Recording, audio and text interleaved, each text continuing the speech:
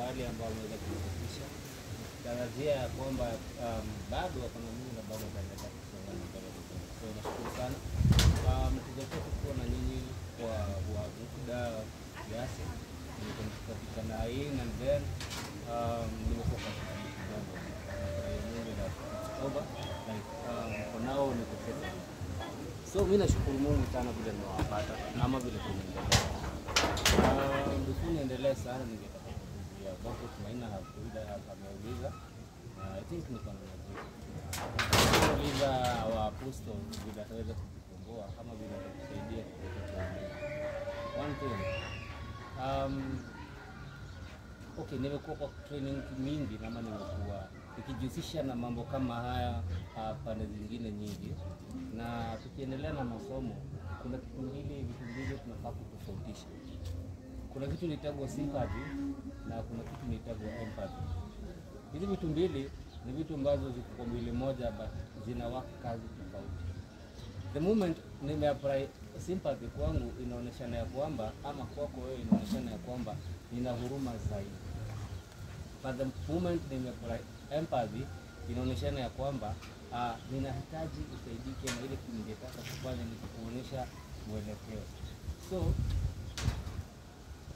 napata kasa zingine tunakuwa tumechanganyikiwa kwa sababu tunataka mtu akuwe na sympathy kwa sababu ya sisi.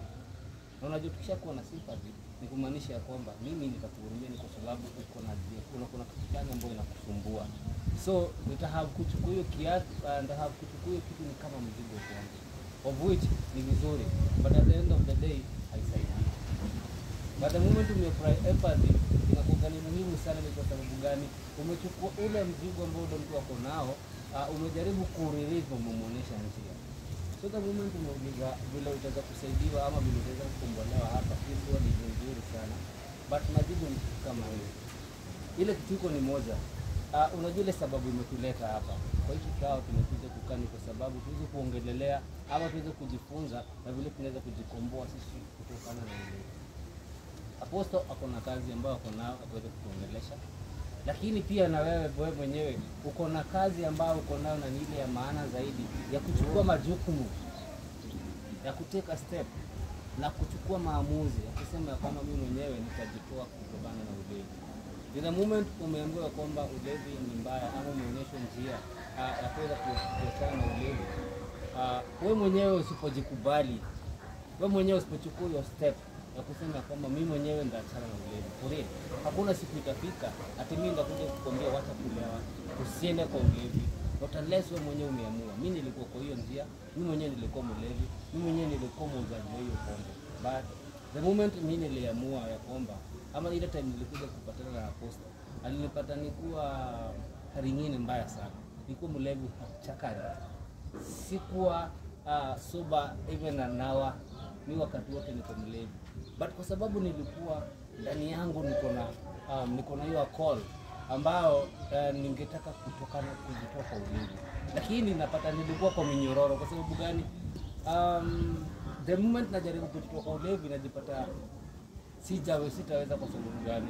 Mahali ambapo mimi nakaa, ama mahali ambapo mimi nalala, ama mahali ambapo wale watu niko nao karibu na mimi wote ni ulevi, ama mimi mwenyewe naishi mahali ambapo niko ulevi. Kwa hivyo kwa tena pombe ilikuwa ni ngumu. Ndio nilipatana na Apostle na akanifunga, akaniongelesha kankanko, na pia akanionyesha njia. Akaniambia kwamba kujifunza ulevi ni nzuri kwa hiyo environment, at least uweze kuwa kwa environment nyingine ndio uweze kukutana kujitoa kwa ulevi. Na hapo ndio niliteka step. Kwa sababu mimi mwenyewe nilikuwa nataka kutoka kwa hiyo ulevi. Nilichukua step na nikaweza kukaa kwa different environment, nikaweza kujiisolate. Of which kujiisolate ni nimekuwa nyingine. Kujiisolate na maanisha nini? Kujiisolate ni kujitenga kidogo na wale ama na ile kitu ile kitu nilikuwa nafanyia. Nikaweza kujificha mimi mwenyewe kutokana na zile nilikuwa nafanya za ulevi. Na kwa muda hata kama withdrawal system kama vile withdrawal zinasumbuaga mtu, zinasumbuka maisha yake.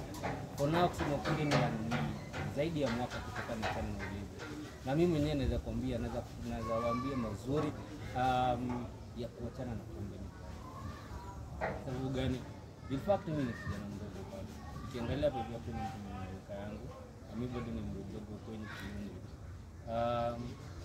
Lakini unapata hata kama mimi ni mdogo kiumri, ningekuwa naendelea na ile njia ambayo nilikuwa naendelea nayo for real, ni kumaanisha hakuna future ahead of me.